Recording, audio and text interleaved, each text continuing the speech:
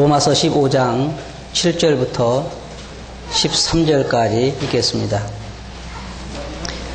이러므로 그리스도께서 우리를 받아 하나님께 영광을 돌리심과 같이 너희도 서로 받으라.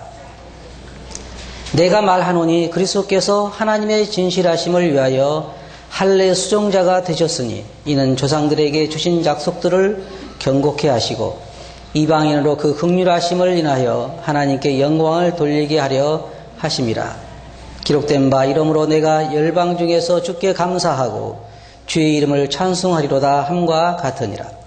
또 가로되 열방들아 주의 백성과 함께 즐거워하라 하였으며 또 모든 열방들아 주를 찬양하며 모든 백성들아 주를 찬송하라 하였으며 또 이사야가 가로되 이새의 뿔이 곧 열방을 다스리기 위하여 일어나시는 이가 있으리니 열방이 그에게 소망을 두리라 하였느니라.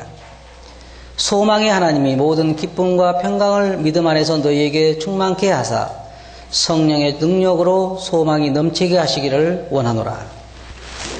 13절까지 읽었습니다. 이 세상에서 가장 화목하기 힘든 집단이 있다고 하면 그것은 아마 유대인과 이방인일 것입니다. 요즘 우리나라도 이제 단일 민족 시대가 지나가는 것 같습니다. 우리나라에 와 있는 외국인들이 참으로 많습니다. 지금 여러분들이 가까이 지나다니면서 보면은 결혼 광고 많이 써붙이는 거 보셨죠? 베트남 여인 또 어디 다른데 이렇게 다른 나라에 그 여인들하고 결혼하라고 광고들을 이렇게 프랜카드를 붙이는 거 보셨을 것입니다. 상당히 많은 사람들이 지금 다른 외국의 여인들과 결혼을 합니다. 그리고 또 외국의 남자들과 결혼한 사람도 있고요. 그래서 이제 우리나라도 어떻게 보면 다민족 사회로 나간다고 봐도 과언은 아닙니다. 그런데 우리가 지금 읽어본 이 로마서를 기록한 이 사도 바울이 로마 교회를 생각할 때 생각했던 것은 무엇이냐면 그 안에 있는 이방인들과 유대인들의 신자들의 문제입니다. 그래서 여기 보면 사도 바울이 너희가 서로 받으라 그런 권고를 하고 있는데 오늘 우리가 이 말씀을 통해서 함께 나누고자 하는 말씀의 주제는 서로 받으라고 하는 것입니다. 근데 우리는 여기에는 물론 방글라데시에서 오신 분, 또 인도에서 오신 분, 소련에서 오신 분, 이렇게 성도들이 함께 섞여 있지 않습니다. 근데 여러분 어떻습니까? 우리는 여러 민족과 섞여 있지 않지만 서로 하나 되고 있습니까? 그래도 하나 될 수 없는 조건들이 많죠? 우리 가운데 참 많습니다. 근데 이방인과 유대인은 하나 될래야 하나 될 수 없는 조건들이 너무나도 많았습니다. 처음부터. 그런데 그 하나 될 수 없는 조건들이 그렇게 많은 사람들이 서로 교회 안에서 하나를 이룬다고 하는 것은 정말 놀라운 역사예요. 성령님의 역사가 아니면 힘든 그러한 일이었습니다. 첫째, 유대인과 이방인 사이에는 인종적인 문제가 있었습니다. 미국에 있는 어떤 한국의 교포가 미국으로 이민을 가가지고 진짜 세탁소에서 힘들게 일하고 정말 자기들은 고생해서 자녀들을 미국에 데려다가 유학을 보내서 아주 훌륭하게 키웠습니다. 근데 어느 날 자기 아들이 여자친구를 데리고 왔는데 완전 흑인을 데리고 왔어요. 자, 여러분 같으면 어떤 생각 하시겠습니까? 야, 인종이 무슨 상관이 있냐? 그냥 네가 좋으면 결혼해라 그러시겠어요? 아니면 부모들 입장에서 될 수 있으면 동양인이라고 하라고 권하시겠어요? 아직 안 당해봐서 잘 모르신가 본데 실제로 그래서 이 부모는요 정말 실망을 했어요. 절대로 우리나라 사람들은 흔히 말할 때 뭐라고 말하냐면 내 눈에 흙이 들어가기 전에는 절대로 안 된다. 그 말은 무슨 말이에요? 내가 죽었으면 죽었지 그 일은 안 된다. 그러면 생각해 봅시다. 우리가 교회 안에서 그 사람도 믿는 사람이고 자매고 내 아들도 믿는 사람인데 왜 흑인은 안 됩니까? 믿는 사람이라고 할지라도 우리가 차별하는 게 있잖아요. 그래서 이 유대인과 이방인 사이는 이보다 더 훨씬 더 담이 높은 그러한 문제를 가지고 있었습니다. 유대인으로서 여기 우리가 사도행전 10장에 보면 유대인으로서 이방인과 교제하는 것과 가까이 하는 것은 위법인 줄을 우리가 안다. 이게 법적으로 금한 것입니다. 그래서 유대인과 이방인 사이에 서로 교제한다. 그것은 정말 힘든 일이었고, 물론 결혼한다? 이것은 말할 수도 없는, 이건 있을래야 있을 수도 없는 일이에요. 그런데 이제 다 같이 예수 그리스도를 믿고 교회 안에 들어오게 됐는데 자연스럽게 무슨 문제가 생겨요? 이방인과 유대인 신자 사이에 문제가 생길 수밖에 없는 것입니다. 첫째, 인종 문제가 그래요.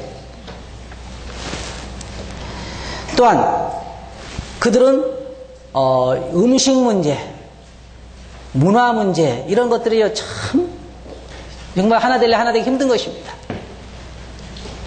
아프리카 같은 데 보면 가끔 아주 이색적인 프로그램을 보여주는 아프리카 같은 데 보면은 어떤 부족은 자기 조상들을 무덤에 묻었는데 나중에 이 판에 가지고 그 시체에 있는 구더기를 먹는 부족도 있어요.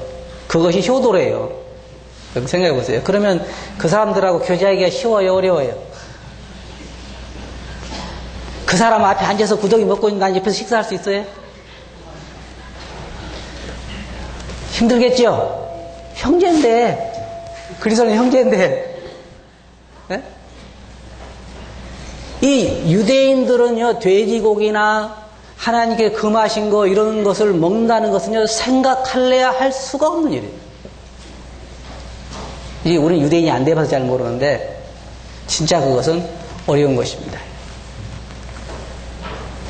그래서 여기 그들은 이 인종 문제도 있었고, 음식 문제, 문화 문제 이런 것도 굉장히 큰 문제였습니다. 비록 그들이 구원받고 교회 안에 들어오기는 했지만 같은 형제자매가 됐고 믿기로 형제자매를 부르기는 하지만 그러나 그들이 그 문화 자체가 다르기 때문에 그들의 삶이 하루아침에 변하는 건 아니기 때문에 하나 된다고 하는 건 정말로 어려운 일이었어요. 우리는 그런 문제를 아직 가지고 있지 않지만 앞으로는 갖게 될 것입니다. 그런데 우리는 우리 나름대로 또 문제를 가지고 있어요. 어떤 문제가 있어요? 우리 중에는 돈이 좀 많은 사람이 있고 적은 사람이 있고 사회적으로 지위가 좀 높은 사람이 있고 낮은 사람이 있고 또 조금 잘생긴 사람이 있고 어때요? 좀 못생긴 사람이 있고 또 키가 좀 큰 사람이 있고 작은 사람이 있고 많이 배운 사람이 있고 못 배운 사람이 있고 우리도 우리 나름대로 서로 우리의 연합되는 것을 방해하는 것들이 많이 있습니다. 사실 알고 보면 아무것도 아닌데 사람들은 그러해요. 유대인들은 그러나 우리가 가지고 있는 문제는 문제도 아니었어요. 유대인들에게는 아주 심각한 문제가 바로 그런 문제들이었습니다. 같은 성도들 사이에도 우리는 빈부의 차이가 있고 야고보에 보면 벌써 거기도 그런 문제가 일어난 걸 보게 되죠. 너희가 아름다운 옷을 입은 자들을 돌아보아 가로되 여기 좋은 자리에 앉으소서 하고 또 부자에게 이 앞쪽으로 좋은 자리에 앉으라 그렇게 하고 가난한 사람은 신경도 안 쓰고 교회에 그런 일이 일어났다고 하는 것입니다. 또 고린도전서 4장에 보면 고린도 교회도 그런 문제를 가지고 있는데 누가 너희를 구별하였느냐. 사실 이 배움의 차이도 교회 안에서 상당히 큰 것입니다. 어떤 사람들을 중매를 해보면 만나기도 전에 거부하는데 왜 거부하냐면 자기가 원하는 그러한 수준의 교육을 받지 못한 사람이라고 하는 것입니다. 제가 한 가지 여러분들에게 여쭤볼게요. 졸업장하고 사는 분 계세요? 혹시 이 가운데 졸업장하고 사시는 분?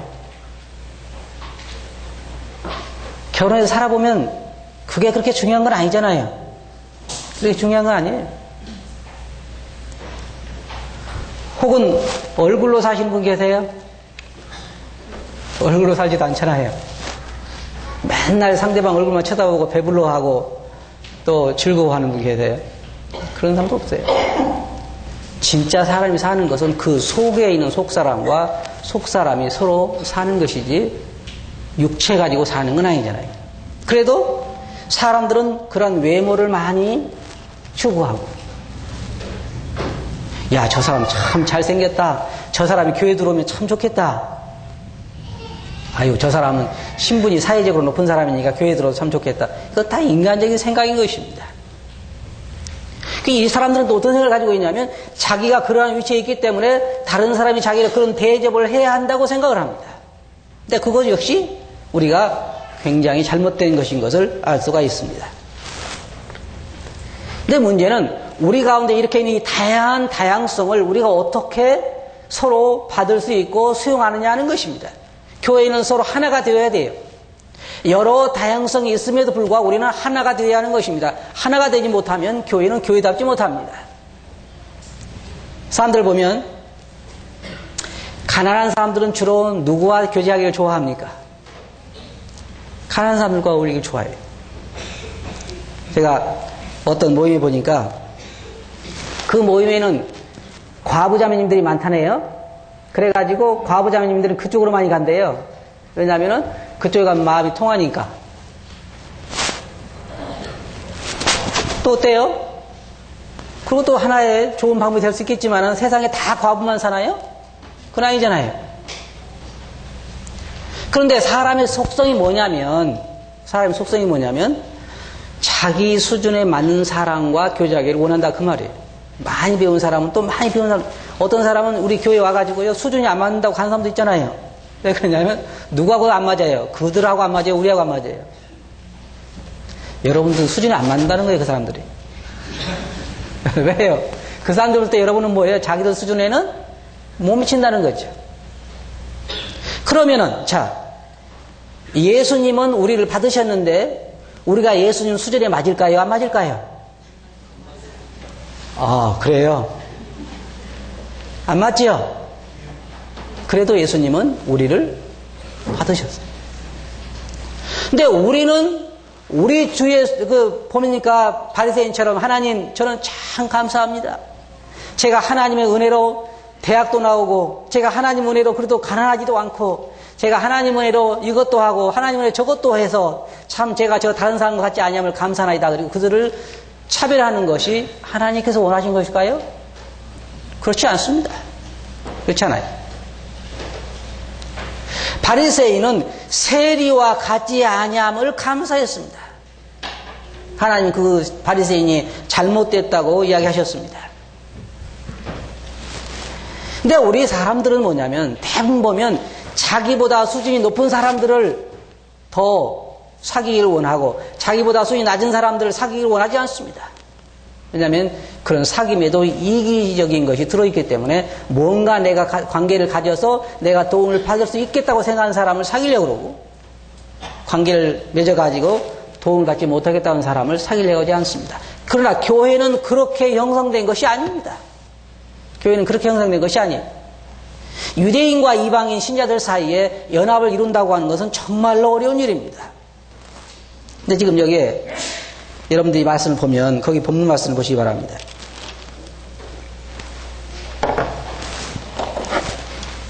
사도 바울이 여기에서 이 인용하고 있는 구약의 말씀들이 많이 나옵니다. 9절에도 보면 그렇고 또 그 후에 이 말씀들을 쭉 보면은 10절도 그렇고 이방인들이 하나님께 돌아올 것에 대해서 사도 바울이 쭉 말씀들을 인용하고 있는데 이것은 왜 인용하냐면 유대인들에게 이방인들에 대해서도 하나님이 구원 계획을 가지고 계셨다는 것을 이야기하는 것입니다. 그래서 너희 가운데는 이방인 신자들도 너희가 마땅히 받아야 할 사람이라는 것을 그들에게 지금 강조하고 있는 것이에요. 사무엘하 22장 50절 보면 이러므로 여호와여 내가 열방 중에서 주께 감사하며 주의 이름을 찬양하리다 라고 말하고 있는 것을 지금 인용하고 있고 신명기 32장 43절에서 너희 열방은 주의 백성과 즐거워하라 그렇게 말하고 있고 또 너희 모든 나라들아 여호와를 찬양하며 너희 모든 백성들아 저를 칭송할지어다 라고 말하고 있습니다.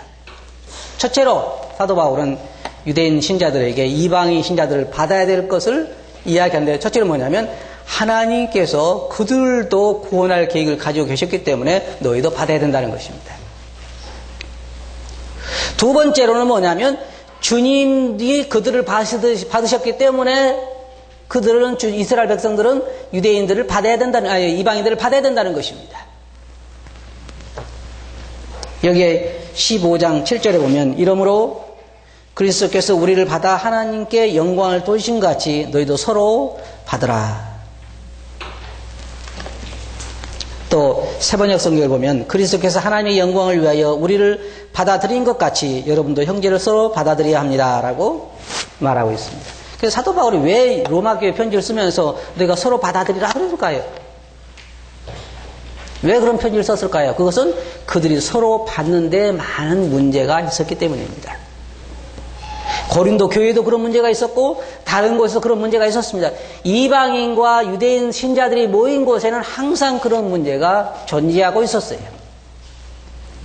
그러니까 이게 뭐라고 말하냐면 주님이 그들을 받으셨기 때문에 우리도 그들을 받아야 된다. 그렇게 말하고 있는 것입니다. 주님은 사람들을 받으실 때 아무런 제한을 두지 않으셨습니다. 아무런 제한을 안 두셨어요. 그래서 우리가 주님에게 나갈 수가 있었던 것입니다. 마태복음 11장 28절에 보면 주님께서 수고하고 무거운 짐진 자들아 다 내게로 오라. 내가 너희를 쉬게 하리라. 모든 사람들에게 주님은 이 제의를 하셨습니다. 이방인뿐만 아니라 유대인들에게도 수고하고 무거운 짐진 자들은 다 주님에게 오라고 제의를 하셨습니다. 그리고 명절 끝날 곧 큰 날에 예수께서 서서 외쳐 가라사대 누구든지 목마르거든 내게로 와서 마시라. 누구든지 목마르거든 내게로 와서 마시라. 사람들은 참 이상해요. 저를 포함해도 그래요. 제가 그 국제적인 옛날에요. 지금으로부터 20년도 더 전에 국제적인 수천 명이 모이는 아주 굉장히 중요하고 위대한 그런 국제적인 수양회에 제가 참석을 했는데 참 신기한 게 다른 나라 사람들은 저를 보고 참 잘 왔다고 그러고 환영을 하는데 한국에서 오신 어떤 그 위대하신 목사님들은 저를 보고 당신 같은 사람이 어떻게 여기 왔습니까? 그래. 그 말은 무슨 말이에요? 나 같은 사람은 참석할 수 있지만 그러죠? 그렇잖아요? 당신 같은 사람은 참석할 자격이 안 되는데 어떻게 왔느냐 그 말이잖아요. 그 말은 뭐예요? 기분 좋단 말이에요? 아니면 나쁘단 말이에요? 여러분 안 그런 것 같아요? 여러분 생각할 때 그래도 좀 나보다 수준이 높은 사람들이 왔어야 할 자리에 어떤 아주 내가 보기에는 그렇지 않은 사람이 왔으면 어때요? 기분이 좋아요? 속에서부터 막 기쁨이 솟아나죠? 그렇지 않아요? 기분 상하는 거예요. 왜? 저런 사람이 어떻게 여기 왔을까? 그 말은 나는 저 사람보다 나은데 내 기분 상한다 그 말이에요. 그런데 유대인들이 갖는 마음이 바로 그 말이에요. 어떻게 이방인들이 구원을 받을 수 있느냐는 거예요. 사람 취급도 못 받는 어떻게 이 이방인들이 그렇게 받을 수 있느냐. 이 유대인들의 생각을 가장 잘 보여주고 있는 것이 주님께서 베드로에게 보여주신 환상입니다. 주님께서 베드로에게 고넬료의 집에 베드로를 보내기 전에 주님께서 베드로에게 환상을 보여주실 때 베드로가 뭘 봤습니까? 아주 맛있게 생긴 양을 봤죠? 아니요. 그런 거 본 거 아니에요. 보자기를 보니까 그 속에 기어다니는 벌레, 아주 보기만 해도 징그러운 그런 벌레가 있는데 주님께서 말씀하시기를 베드로야 일어나서 그걸 잡아먹으라. 쉽게 말하면 무슨 말이에요? 그 벌레 같은 못생긴 게 누굽니까? 이방인. 유대인들 생각에 바로 그렇게 부정스러운 거, 부정한 거, 더러운 거, 가까이 해서는 안 될 거, 심지어 이방인 지역에 여행을 하고 돌아오기 전에, 자기 나라에 들어오기 전에 온 몸을 목욕을 하고 옷을 빨고 그렇게 왔다 그 말이에요. 그러니까 그들 생각이 어떤 생각이냐 그 말이에요. 이방인들에 대한 생각이. 그러니까 벌레 같은 걸 보여주면서 이걸 잡아먹으라 그러니까 저는 절대로 잡아먹을 수 없습니다. 그렇게 이야기해요. 그러니까 주님이 뭐라고 하셨어요? 내가 깨끗하다고 한 것을 너가 더럽다고 하지 마라. 여러분 이거 아세요? 여기에 앉아 계신 모든 형제자님들은 누가 깨끗하다고 그랬어요? 주님이 깨끗하다고 그랬어요. 근데 내가 보기엔 어떻습니까? 다 깨끗해요. 에이, 교제하고 싶지 않은 사람 있죠? 그렇잖아요? 왜 교제하고 싶지 않아요? 뭔가 내가 생각할 때 교제하고 싶지 않은 것이 있는 거예요. 나보다 못 배웠다든지, 나보다 형편없이 가난하다든지, 나보다 더 미련하게 보인다든지, 나보다 더 얼굴이 밉다든지, 키가 작다든지, 재산이 없다든지. 주님은 아무런 조건 없이 나를 받으시고 나를 의롭다고 선포하셨는데 내가 그를 의롭게 받지 못하는 것입니다. 그게 이 로마 교회에서 유대인과 이방인 사이에 문제가 이르는 게 바로 그런 문제들이, 음식 문제, 여러 가지 인종 문제, 문화 문제, 여러 가지 문제가 있었어요. 여기 보면 주님께서는 우리들을 받을 때 아무런 조건 없이 제한을 두지 않고 받으셨습니다. 두 번째로 주님 우리를 받으실 때 죄인들을 받으셨다는 거예요. 주님 우리를 받으실 때 모든 수고하고 무거운 짐자도 다 내게로 오라.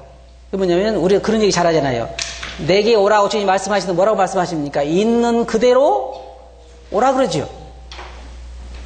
많은 사람들은 내가 죄도 안 짓고 술도 안 먹고 담배도 안 피우고 내가 이거 하고 교회 오리라 그러는데 우리 뭐라고 얘기합니까? 그들에게 이야기할 때는 있는 그대로 오라 그러잖아요. 주님도 우리를 받으실 때 우리가 죄인 되어서 아직 죄인 되었을 때 우리를 받으신 것입니다. 우리를 완벽하게 해서 받으신 건 아니에요. 저를 사귀려면요, 여러분 앞으로 저를 사귀려면 대학 졸업장을 가지고 오셔야 됩니다. 그렇게 하는 건 똑같은 거예요. 또 아니면 재산 증명을 해오세요. 우리는 어떤 사람을 사귀는데 어떤 사람을 교제하는데 조건을 제시하는 것입니다. 그래서 그 조건에 충족되지 않으면 사귀려고 하지 않습니다. 왜 부자는 부자끼리 어울리고 가는 사람은 가는 사람끼리 어울리고 많이 배운 사람은 많이 배운 사람끼리 어울립니까? 우리가 그런 조건을 형제자매를 사귀는데 조건을 주기 때문에 그런 일이 일어나는 것입니다. 주님 우리를 받으실 때 우리 죄에 있는 그대로 받으셨고, 그 다음에 주님 우리를 받으실 때 있는 그대로를 받으셨다고 하는 것이고, 우리를 받으실 때 차별하지 않으셨다는 거예요. 저는 참 그게 감사해요. 주님은 우리를 절대로 차별하지 않으신다는 거예요. 근데 그럴 때 좀 속상하긴 해요. 왜 속상해요? 여러분은 주님이 사람을 차별할 때 좋습니까? 차별하지 아니할 때 좋습니까? 저는 차별할 때가 좋아요. 왜냐하면 좀 속썩인 그리스도인은 그냥 한 방씩 때리고 그리고 좀 차별해가지고 하나님 사랑하지 않는 걸 보여줬으면 좋겠어요. 그런데 그리고 하나님 안 믿는 사람은 너네는 비를 상전 안 주고 좀 차별 좀 했으면 좋겠어요. 그 집에는 햇볕도 상전 비치지 말고 구름이 항상 그 집 위에 머물러 있어가지고 항상 햇볕도 주지 말고, 그래서는 얼마나 좋겠냐 그 말이에요. 근데 하나님은 죄인이나 의인이나 차별하지 않고 성도들도 차별하지 않아요. 근데 누가 차별해요? 우리가 차별하는 것이죠. 우리가 조건을 두고 차별하는 거예요. 하나님은 주님은 우리를 차별하지 않습니다. 비록 우리가 주님에게서 방황하고 주님을 사랑할 만큼 사랑하지 못한다 할지라도 우리를 차별하는 사람들이 있어요. 주님은 차별하지 않아요. 그래서 사람은 차별합니다. 신앙 좋다고 생각하는 사람들은 신앙이 좀 좋지 않은 사람을 차별하는 수가 있죠. 차별하는 수가 있어요. 아니, 저 사람 신앙이 별로 안 좋아. 근데 우리가 알아야 할 것은요, 주님은 사람을 차별하지 않으셨다는 거예요. 절대로 차별하지 않으셨다는 거예요. 그 다음에 주님은 사람을 받아들이기 위해, 여러분 이건 굉장히 중요한 것입니다. 주님이 사람들을, 여러분과 저를 딱 만났을 때 주님과 여러분 사이에 차이가 굉장히 나잖아요. 수준차가 나죠? 안 난다고 생각하세요? 주님과 우리 사이에 주님이 제가 예를 들어서 어떤 사람을 받으려고 하면 왜 사람이 자기와 수준이 같은 사람을 취하기를 좋아하냐면 차이가 나지 않으니까 그런 사람을 취하기를 좋아해요. 근데 차이가 워낙 많이 난 사람은 잘 좋아하지 않아요. 어떤 사람이 그랬다고 그래요. 아주 고향 사람인데 이 두 사람인데 너무나 절친한 친구예요. 근데 한 사람은 출세를 해가지고 기업체 회장님이 되고 한 사람은 시골에서 농사 짓는 사람인데 어떻게 서울 거리를 가다가 그 회장님을 만났어요. 그럼 뭡니까? 친구죠. 그래서 야, 너 반갑다 그리고 인사를 했어요. 그랬더니 인상을 쓰고 가버리더래요. 그래서 그 회장님이 왜 그렇게 했어요? 자기는 회장인데 그 밑에 또 직원들도 있고 그러는데 자기 보고 야, 너 시골에서 진짜 입은 것도 초라하고 생긴 것도 시골에서 벌써 그 초라한 사람이 와서 자기 보고 야, 너 반갑다 그러니까 어때요? 수준차가 많이 나죠? 자, 그러면 생각해 봅시다. 온 우주를 창조하신 하나님이신 예수님께서 우리를 딱 만났을 때 수준차가 나도 보통 난 게 아니죠. 주님이 우리를 받기에는 너무나 수준차가 나요. 그러면 주님이 우리를 받으셨어요? 안 받으셨어요? 받으셨죠? 받기 위해서 어떻게 하셨어요? 수준차를 누가 메꿨어요? 주님 메꿨어요. 여러분 그걸 이게 오늘 설교에서 가장 중요한 건 바로 그 점이에요. 우리가 수준차가 날 때에 우리가 그 전 시간에 제가 여러분들에게 설교 들을 때 누가 약점을 감당해야 한다고 그랬어요? 강한 자가 연약한 자의 약점을 감당해야 된다 그랬죠. 그러면 주님과 우리가 딱 만났을 때 누가 강자고 누가 약자예요? 그래서 누가 약점을 담당했죠? 주님이 우리의 약점을 담당해서 우리를 받을 수가 있었어요. 그럼 우리가 형제자매들 사이에 수준차가 납니다. 날 수밖에 없어요. 배움 차이가 나고 빈부 차이가 나고 생긴 것도 차이가 나고 여러 가지 차이가 날 수밖에 없어요. 그럼 서로 수준차가 나서 만났을 때 누가 누구를 감당해야 돼요? 강한 사람이 약한 사람의 약점을 담당해야 받을 수가 있는 것입니다. 주님이 우리들을 만나가지고 야, 너 만나보니까 나하고 너무 수준차가 나서 못 어울리겠다.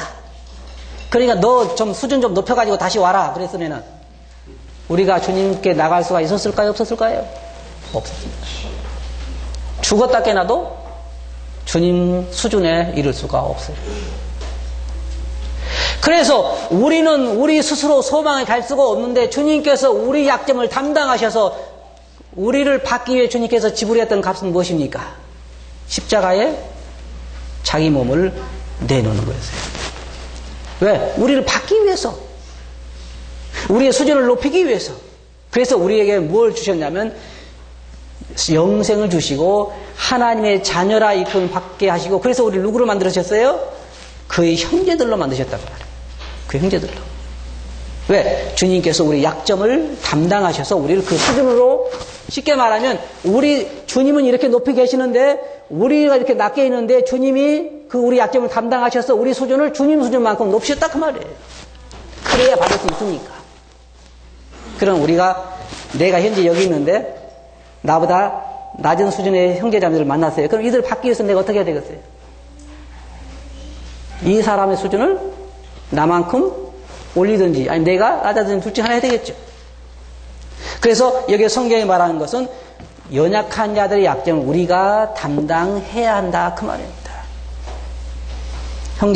형제 보니까 그 개고기도 먹고 그러는데 나하고 사귀려면 개고기 먹지 말어.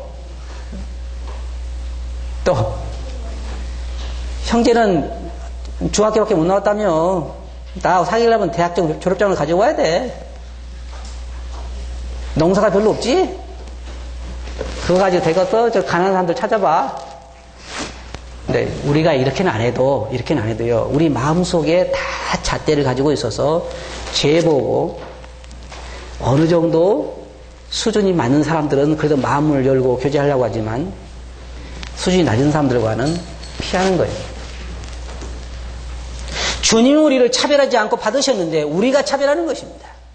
유대인들이 그러했어요. 로마 교회 성도들이 그러했고 고린도 교회 성도들이 그러했어요. 그래서 그 사람들 중에는 제사상에 차리는 음식을 먹는 사람이 있고 안 먹는 사람이 있고 여러 가지 일이 참 많죠.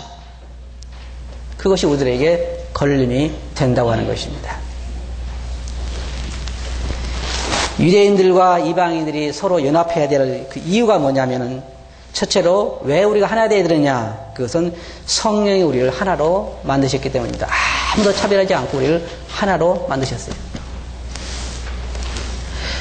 두 번째로는 우리가 하나됨으로 인해서 세상에 그리스도를 드러낼 수가 있기 때문입니다. 우리가 세상에 그리스도를 드러낼 수 있는 방법은 뭐냐면 우리가 서로 하나 되는 것이에요. 하나 되는 것. 그것만이 우리가 그리스도를 세상에 드러낼 수가 있습니다. 근데 그리스도인끼리 싸우는 것처럼 추한 것은 없어요. 교회 안에 들어와서 우리 신분을 잊어버리고 우리 빈부를 잊어버리고 우리가 많이 배우고 적게 배운 걸 잃어버리고 그리스도 안에서 하나 되게 하신 걸 우리가 힘써 지키고 서로 사랑하고 교제할 수 있다고 하면 서로 약점을 담당할 수 있다고 하면 진짜 그 교회는 좋은 교회입니다. 진짜로 그 가운데 뭐가 있어요? 기쁨과 사랑과 희락과 평강이 있어요. 그 가운데.